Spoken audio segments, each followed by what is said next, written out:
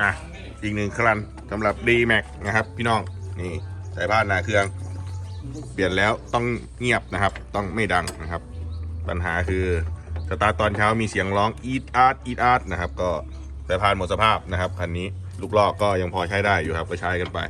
เปลี่ยนแค่สายพานอย่างเดียวครับเดี๋ยวมันไปร้อยขาดไม่ชี้ยากขาดการข้างนี้ทั้งคอมแอร์เลยครับใบเหย็นเลยครับนี่สายพานนะครับก็อีกหนึ่งคันอันนี้คิวเช้านะครับเดี๋ยวช่างคิวจัดให้คันนี้ D-Max เปลี่ยนสายพานหน้าเครื่องแป๊บเดียวสูบยาทาเลยครับ